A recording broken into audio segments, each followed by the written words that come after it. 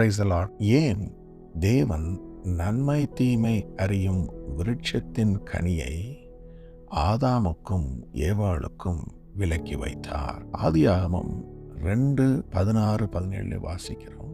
தேவனாகிய கர்த்தர் மனுஷனை நோக்கி, நீ தோட்டத்தில் உள்ள சகல விருட்சத்தின் கனியையும் புசிக்கவே புசிக்கலாம், ஆனாலும் நன்மை தீமை அறியத்தக்க விருட்சத்தின் கனியை புசிக்க வேண்டாம், அதை நீ புசிக்கும் நாளில் சாகவே சாவாய் என்று கட்டளையிட்டார். தேவனாகிய கர்த்தர் உண்டாக்கின சகலத்தையும் நன்மைக்கென்று உண்டாக்குகிறவராய் இருக்கிறார்.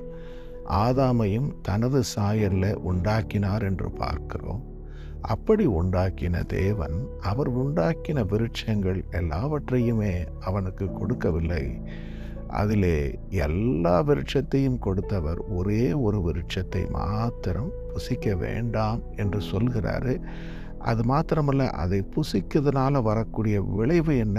நீ சாகவே சாவாய். Surely you will die. நிச்சயமாகவே நீ சாவாய் என்பதான ஒரு காரியத்தை சொல்கிறார். அப்போ இப்படிப்பட்ட ஒரு விருட்சத்தை தேவன் எதற்காக தோட்டத்திலே வைத்திருந்தார்? அதே நேரத்தில் இப்படி ஒரு ஆபத்து அந்த விருட்சத்தில் இருந்ததா?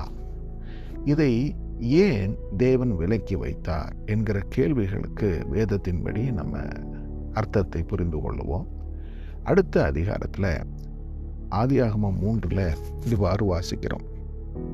சர்ப்பமானது ஸ்திரீயை நோக்கி, நீங்கள் சாகவே சாவதில்லை.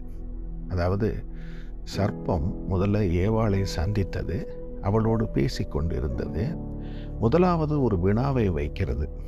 தேவன் சகல விருட்சத்தின் கனியையும் புசிக்க வேண்டாம் என்று சொன்னதுண்டோ என்ற ஒரு கேள்வியை வைத்தது.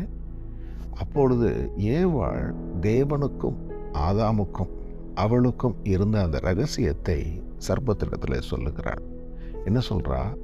சகல விருட்சத்தின் கனியையும் அல்ல, ஒரு விருட்சத்தின் கனியைத்தான் தொடவும் புசிக்கவும் கூடாது என்று கர்த்தர் சொன்னார் என்று அவள் சொல்கிறாள். அப்படி சொன்ன மாத்திரத்திலே அந்த சர்ப்பம் சொன்ன வார்த்தை ஸ்திரீயை நோக்கி, நீங்கள் சாகவே சாவதில்லை. முதலாவது ஒரு கம்ஃபர்ட்டை சர்ப்பம் முன்னால் வைக்குது. அது என்ன சொல்லுதுன்னா, ஷோர்லி யூ வில் டைன்னு கர்த்தர் சொன்னார். ஆனால் இங்கே சர்ப்பம் சொல்லுது, surely you will not tie. நிச்சயமாய் நீங்கள் சாவதில்லை. அப்போ ஒரு உண்மையான வார்த்தையை பொய்யான ஒரு வார்த்தையை கொண்டு சர்ப்பம் தந்திரமாய் அதனுடைய அர்த்தத்தை மாற்றி அதை ஏவாளை நம்ப வைத்தது என்று பார்க்கிறோம். அடுத்தது சர்ப்பம் இவ்வாறு சொல்கிறது, நீங்கள் அதை புசிக்கும் நாளிலே உங்கள் கண்கள் திறக்கப்படும் என்றும் நீங்கள் நன்மை தீமை அறிந்து தேவர்களைப் போல இருப்பீர்கள் என்றும் தேவன் அறிவார் என்று. இந்த இடத்துல இந்த கனியை புசிப்பதனால என்ன கிடைக்கும்னு சர்ப்பம் சொல்லுது. இது நன்மை தீமையை அறிவிக்கக்கூடிய கனி. புதுசாக சொல்லிச்சா? இல்லை, தேவனது ஏற்கனவே சொன்ன விஷயந்தான் அது. இதை மறைக்கவில்லை. நன்மை தீமையை அறியக்கூடிய விருட்சத்தின் கனியைத்தான் புசிக்க வேண்டாம் என்று சொன்னார். இப்போ இந்த இடத்துல சர்ப்பம் சொல்லுது, நீங்கள் நன்மை தீமையை அறிந்து தேவர்களைப் போல இருப்பீர்கள். அப்போது நன்மை தீமையை அறிந்தால் தேவர்களைப் போல மாறிவிடுவோம் என்று சொல்கிற இந்த வார்த்தை உண்மையா என்று தேவன் அறிவார் என்றும் சொல்லுது. அப்போது இந்த எலோஹிம் என்கிற கர்த்தர் அவர் சகலத்தையும் அறிந்தவராய் இருக்கிறாரு. அவரை போல நீங்கள் மாறுவீங்க. இப்போ ஒரு விஷயத்தை யோசிப்போம். ஒரு மனிதனுக்கு நன்மையும் தீமையும் அறிகிற அறிவு இருந்தால் அவன் தேவனை போல மாறிவிடுவானா? தேவனை போல என்கிற வார்த்தையில தேவனை போல சிந்திப்பது, தேவனை போல நல்லவைகளையே செய்வது, தீமையை வெறுப்பது ஒரு மனிதனிடத்தில் உண்டா? அப்படியானால் தேவன் இதை கொடுத்திருப்பார் இல்லையா? ஒரு மனிதனிடத்துல ஏன் அதை புசிக்க வேண்டாம் என்று சொல்ல வேண்டும்? அந்த இதில் 2 விஷயமும் கலந்து தான் இருக்குது. நல்லதும் இருக்குது, கெட்டதும் இருக்குது. அப்போ என்ன புரிந்து கொள்ள வச்ச ஸ்பெக்ட்ரம் ஆஃப் நாலேஜ், நன்மையிலிருந்து ஆரம்பித்து தீமை வரைக்கும் உள்ள சகலத்தையும் அறியக்கூடிய ஒரு அறிவு.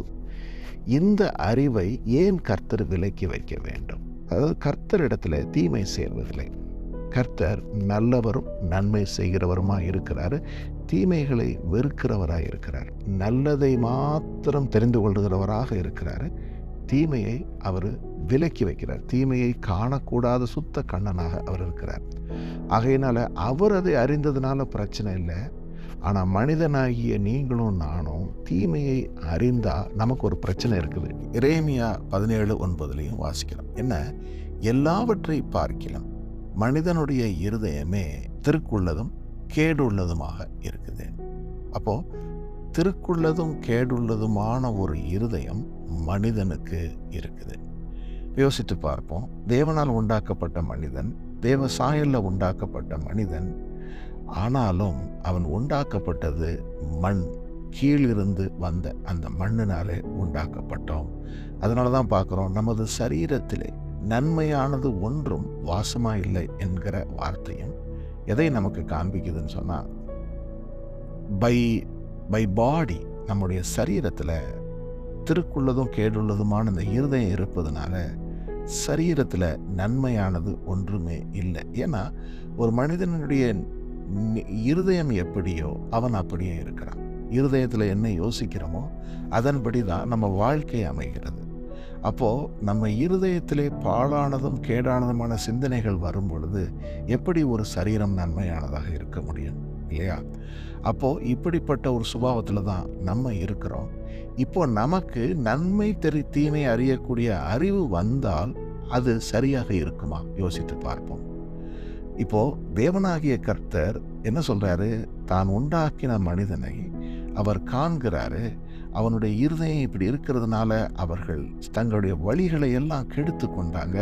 பூமி எங்கும் வயலன்ஸ், பூமி எங்கும் கேடு நிறைந்ததாக மனிதனால் தீமைகள் ஏராளமாக செய்யப்பட்டு கொண்டிருப்பதை பார்த்து கர்த்தர் மனம் வேதனைப்படுகிறார். மனிதனை உண்டாக்குனதற்காக வேதனைப்பட்டார்.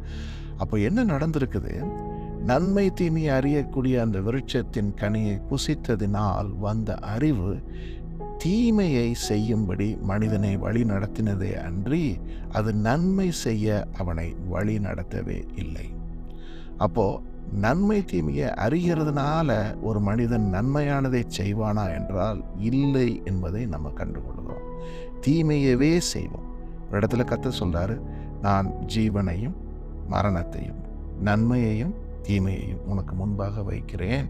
நீ நன்மையானதை, நீ ஜீவனை தெரிந்து கொள்ள வேண்டும் என்று விரும்புகிறேன். அப்போ கர்த்தர் தான் உண்டாக்கின ஒரு மனிதனை சுயாதீனம் உள்ளவனாகவே உண்டாக்கி இருக்கிறாரு. அதனால அவனுடைய அந்த தெரிவுக்கு அவர் விட்டு விட்டார். ஆனால் நம்மை சரியானதை தெரிவு செய்யக்கூடிய ஒரு இருதயம் நமக்கு இல்லை என்பதுதான் இங்கே ஒரு பிரச்சனையாக இருக்கிறது. அப்போ இப்படிப்பட்ட ஒரு சூழ்நிலையை கர்த்தரையே உண்டாக்கணும். ஏன்? மனிதனை தனது சாயல்ல உண்டாக்கின கர்த்தர் அவன் தீமையானதை தான் தெரிந்து கொள்வான்னு அவருக்கு தெரியாதா? ஏன் அப்படி செய்ய வேண்டும்? இங்கேதான் நம்ம தேவனுடைய ஞானத்தை புரிந்து கொள்கிறோம். எல்லோரும் பாவம் செய்து தேவ மகிமையற்றவர்களாகி இலவசமாய் இயேசு கிறிஸ்துவில் உள்ள நீதியை கொண்டு நீதிமான்களாக்கப்படுகிறார்கள். அப்போ என்ன கர்த்தர் செய்கிறாருன்னா, ஒரு மனிதனை ஃபோர்ஸ் பண்ணி அவன் நல்லது மட்டும்தான் செய்யணும்னு அவர் சொல்லியிருந்தார்னா அப்போது சுயாதீனத்திற்கு இடமே இல்லை, வேறு வழியே இல்லை. அவன் நன்மை செய்கிறான், அதனால் என்ன கீர்த்தி உண்டு, என்ன நன்மை உண்டு? ஆனால் மனிதன் தனது சுய விருப்பத்தின்படி நன்மையை தெரிந்து கொள்ள வேண்டும் என்று சொன்னால் முதலாவது அவன் தீமையை வெறுக்க வேண்டும். தீமையினால் வரக்கூடிய அந்த கேடுகளை அவன் அறிய வேண்டும் என்பதாகவே தேவ ஞானம் நம்மை அவ்வாறு உண்டாக்கி இருக்கிறது என்று புரிந்து கொள்கிறோம். ஏன்னா தன்னுடைய ஜீவ சுவாசத்தை நமக்குள்ள ஊதினாரு, அதனால ஜீவாத்மாவானோம். ஆனால் நாம் உண்டாக்கப்பட்ட சரீரம் மண்ணான சரீரம், இதிலே நன்மையானது இல்லை. ஆகையினாலே பிறப்பினாலே ஒருவனுமே நன்மையானவற்றை, ஒரு நல்ல இருதயத்தை கொண்டவனாகவோ தேவனை தேடுகிறவனாகவோ ஒருவருமே இருப்பதில்லை என்பதை புரிந்து கொள்கிறோம். ஆனால் நாம் இயல்பிலேயே தீமையை செய்து அவ்வாறு வாழ்ந்து கொண்டிருக்கிற இடத்திலே, பாவம் சூழ்ந்து கொண்டிருக்கிற இடத்திலே, பாவம் பெருகின இடத்திலே கிருபை பெருகிற்று என்ற வசனத்தின்படி தேவன் நம்மை சந்திக்கிறார். பாவத்தின் சம்பளம் மரணம் என்பதை நமக்கு காண்பிக்கிறார். இப்போ யோசித்து பார்ப்போம். தீமையானவற்றை செய்கிற பொழுது தீமை எதை நமக்கு ப்ராமிஸ் பண்ணுது? இப்போ தீமைனா என்னன்றதுக்கும் நம்ம இடத்துல வருவோம். இப்போ நன்மை தீமையை புசிப்பதனால வரக்கூடிய பிரச்சனைகளை பற்றி பேசிட்டோம். இப்போ எது நன்மை எது தீமைங்கிறத யார் தீர்மானிக்கிறா? கர்த்தர் தான் தீர்மானிக்கிறார். நானோ நீங்களோ நன்மை தீமையை தீர்மானிக்கிறவங்களா இருந்தால் என்ன ஆகும் யோசித்து பார்ப்போம். தெருக்குள்ளதும் கேட்டுள்ளதுமான இருதயம் நமக்கு இருப்பதனால எது நல்லதோ அதை கெட்டதுன்னு சொல்லுவோம், எது கெட்டதோ அது நல்லதுன்னு சொல்லுவோம். ஆனால் கர்த்தர் ஒருவர் மாத்திரமே நல்லவராக இருப்பதனால அவர் வாயிலிருந்து கபடு இல்லை. அவர் சரியானதை சொல்லுகிறார். அவர் என்ன சொல்லுகிறார்? அவருடைய நியாயப்பிரமாணத்தில் எது நல்லது என்பதை நியாயப்பிரமாணத்திலே சொல்லுகிறவர் நம் கர்த்தர். இப்போ அந்த நியாயப்பிரமாணத்தை வாசிக்கிற பொழுது இயல்பாகவே நீங்களும் நானும் அதுக்கு கீழ்ப்படிய முடியுதா என்று சொன்னால் முடியலை. என்ன காரணம்? இந்த மாதிரி உன்னை போல அடுத்தவனை நேசி உன் தேவனாகிய கர்த்தரிடத்திலே முழு இருதயத்தோடு முழு அன்போடு அன்பு கூறு என்பதை அந்த 10 நீதிக்குரிய கட்டளைகளை கொடுக்கிறாரு. அதை வாசிக்கும் பொழுது அது நல்லது என்று ஒத்துக்கொள்ளுகிறோம். ஆனா அதுக்கு கீழ்ப்படிய முடியல. காரணம் என்ன? திருக்குள்ளதும் கேட்டுள்ளதுமான இருதயம். நம்முடைய இருதயத்தின் போக்கின்படியே முதலாவது தீமையானவைகளை எச்சிக்கிறோம், பாவ வாழ்க்கையில கிடக்கிறோம். அப்படிப்பட்ட நம்மிடத்திலே கிருபையாய் ஆண்டவராகிய இயேசு கிறிஸ்து நம்மை சந்திக்கிறாரு. சத்தியத்தை நமக்கு அறிவிக்கிறாரு. அவருடைய வசனமே சத்தியம். அந்த சத்திய வசனம் நம்மிடத்தில் அறிவிக்கப்பட்ட பொழுது நம்ம என்ன புரிந்து கொள்கிறோம்? பாவத்தின் சம்பளம் மரணம் என்பதை புரிந்து கொள்கிறோம். தேவனுடைய கிருபை வரமோ இயேசு கிறிஸ்துவினால் உண்டான நித்திய ஜீவன் என்பதை புரிந்து கொள்கிறோம். புரிந்து கொண்ட அடுத்த நிமிடமே அதுவரை நம்மிடத்திலிருந்து தொலைந்து போன சமாதானமும் அதுவரை நாம் அனுபவித்திராத ஒரு மன ரம்யமும் நிம்மதியும் நம்மை சூழ்ந்து கொள்ளுகிறது. ஏனென்றால் தேவ கிருபை நமக்கு கிடைத்த மாத்திரத்திலே, நமது பாவங்கள் மன்னிக்கப்பட்ட மாத்திரத்திலே நம்ம என்ன புரிந்து கொள்கிறோம்? பாவத்தின் சங்கிலி நம்மை விட்டு அறுபட்டவர்களாக மன சந்தோஷத்தோடு தேவ சமூகத்துக்கு வருகிறோம். நமக்கு ரட்சிப்பின் நிச்சயம் உண்டாகுது. பரலோக பாதையை நோக்கி தேவன் நம்மை நடத்துகிறார் என்பதை காணுவது மாத்திரமல்ல, தேவன் நல்லவர் என்பதை ருசி பார்க்கிறோம். ஏன்னா அது வரைக்கும் நம்ம என்ன செஞ்சோம்? பாவத்தினுடைய ஃபால்ஸ் ப்ராமிஸ் என்ன? நம்ம பாவத்தினுடைய 3 வகையறுப்பை புரிந்து கொண்டால் பாவத்தினுடைய ஃபால்ஸ் ப்ராமிஸை புரிந்து கொள்ளலாம். ஒன்று என்ன? கண்களின் இச்சை. கண்களில் பார்க்கக்கூடிய காரியங்கள் நம்ம இச்சைக்குள்ளே தள்ளி நம்ம எதை கண்களால் காண்கிறோமோ அதை எடுத்துக்கொள்ள வேண்டும். கண்களினால் நம்ம காணக்கூடிய விஷயங்கள் நமக்குள்ள இச்சையை தோற்றுவிக்குது. அது கண்களின் இச்சை. அடுத்தது மாம்சத்தின் இச்சை. கண்களில் பார்க்குற விஷயத்தை அடைந்து கொள்ள வேண்டும் என்று, எனக்கென்று அதை உருவாக்கி கொள்ள வேண்டும், எனக்குரியதாக இருக்க வேண்டும் என்று சொல்லக்கூடிய மாம்சத்தின் இச்சை. அதே மாதிரி வேறு எதெல்லாம் இருக்குதோ நம்முடைய காம விகாரம், அப்புறம் அந்த நான் பெரியவன் என்று சொல்லக்கூடிய ஒரு எண்ணம், எல்லோரும் என்னை அங்கீகரிக்க வேண்டும், எல்லோருமே எல்லாரை விடவும் நான் சிறந்தவனாக இருக்க வேண்டும், மற்றவனுக்கு ஒரு நல்லதுக்கு நடந்தால் அதை பார்த்து வரக்கூடிய பொறாமை, அடுத்தது ஏதாவது அந்த உணவுக்கான இச்சை, அடுத்தது பதவி, பணம், அப்புறம் இந்த சிலைகளை ஆராதிக்கக்கூடிய விக்கிரக ஆராதனை, அப்புறம் இந்த மாதிரி தவறான வழிகளில் பவரை சம்பாதிக்கணும், டிவினேஷன் என்று சொல்லக்கூடியதா, தேவனுக்கு விரோதமான செயல்களை செய்து பவர் அடையணும், இப்படிங்கிறதெல்லாம் மாம்சத்தின் இச்சை. அது மட்டுமல்ல, ஜீவனத்தின் பெருமை என்று சொல்லக்கூடிய 3வது காரியம் என்ன? சாத்தான் விழ தள்ளப்பட்டான் இல்லையா? பெருமையினால் அவன் என்ன செய்தான்? தேவனுக்கு ஒப்பாவேன் என்று சொன்ன அந்த ஒரு பெருமையின் அந்த ஒரு ஆபத்தும் இந்த 3 பாவங்களில் இருக்குது. இந்த 3 பாவங்களும் நம்மை என்ன செய்யுது? ஃபால்ஸாக நமக்கு ஒரு ப்ராமிஸை கொடுக்குது. அது என்ன? தேவன் அவர் கையில் இருந்து தான் ஒரு மனிதனால் பெஸ்ட் ரிவார்டை பெற முடியும். இப்போது இந்த பாவம் நமக்கு அவருடைய வார்த்தைகளை மீறி நடந்தாலும் பிரச்சனை இல்லை, உங்களுக்கு நல்லது நடக்கும், நல்லது கிடைக்கும்னு சொல்லி ப்ராமிஸ் பண்ணுது. ப்ராமிஸ் பண்ணி ஒரு இருதய கடினத்துக்குள்ளே நம்மளை கொண்டு போயிடுது. இப்போ உதாரணத்துக்கு பார்ப்போமே, இப்போது தேவன் கட்டளைகளில் சொன்ன ஒரு விஷயம் என்ன? இச்சியாதிருப்பாயாக. பிறனுக்குரிய அவனுடைய ஆடுகளையாவது மாடுகளையாவது அவனது மனைவியாகிலும் இச்சியாதிருப்பாயாக என்று சொன்னார். ஆனால் இச்சை என்ன சொல்லுது? பரவாயில்லை, எடுத்துக்கொள்ளலாம், ஒன்றும் தப்பு இல்லை, அதனால் ஒன்றும் நடக்காது, யாரும் செய்யலை, நீயே எடுத்துக்கொள், உனக்கு அது கிடைத்தால் சந்தோஷமாக இருப்பாய் என்று சொல்லி நமக்கு ஒரு ஃபால்ஸ் ப்ராமிஸை கொடுத்து நம்மை அதை நிறைவேற்றும்படி அந்த இச்சை நமக்குள்ள யாக்கோபில் சொல்லப்பட்டது மாதிரி முதலாவது அவனவன் தன் தன் சுய இச்சையினாலே இழுப்புண்கிறான்.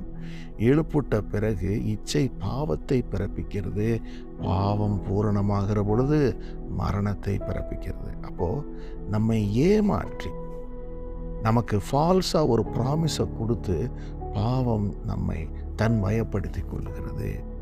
ஆனால் அப்படிப்பட்ட அந்த பாவ சங்கிலியை உடைப்பதற்கே, சாத்தானுடைய அந்த சங்கிலியை உடைப்பதற்கே ஆண்டவராகிய இயேசு கிறிஸ்து மனு உருவானார் என்று பார்க்கிறோம். ஆகையினாலே அவர் என்ன சொல்லுகிறாரு? தேவதூதர்களுக்கு உதவியாக அவர் கை கொடுக்கவில்லை, ஆனால் ஆதாமுக்கு உதவியாக கை கொடுத்தார் என்று பார்க்கிறோம். அப்போது இப்போது நம்ம இருக்கிற இந்த கார்னல் வேர்ல்டு, இங்கே நம்ம காணக்கூடிய விஷயங்கள் எல்லாமே அனித்தியமானவைகள். ஆனால் கண்ணால் காண முடியாத தேவனுடைய ராஜ்யம் அது நித்தியமானது. அந்த நித்திய ராஜ்யத்துக்கு உரியவங்க நம்ம. இந்த உலகமும் அதனை செய்யும் ஒளிந்து போகும், இது அழிவுக்கும் அக்கினிக்கும் இரையாக வைக்கப்பட்டிருக்கு. ஆனால் நீங்களும் நானும் நித்திய ஜீவனில் பிரவேசிக்க வேண்டியவங்க. அதுதான் நம்மளுடைய டெஸ்டினி. ஆனால் அங்கே போக முடியாதபடி இந்த பாவத்தினால் நம்ம கட்டுண்டவர்களாக இருக்கிற பொழுது தேவகுமாரனாகிய இயேசு கிறிஸ்து உங்களையும் என்னையும் சந்திக்கிறாரு. சந்தித்து நமக்கு ஒரு ரியலைசேஷனை கொண்டு வர்றார். மகனே மகளே, இவ்வளவு நாளும் உன் சரீரத்தின் பாவ இச்சைகளுக்கு நீ உன்னை ஒப்பு கொடுத்தாயே, அதனால் உனக்கு என்ன பலன் கிடைத்தது என்கிற கேள்வியை நமக்கு வைக்கிறாரு.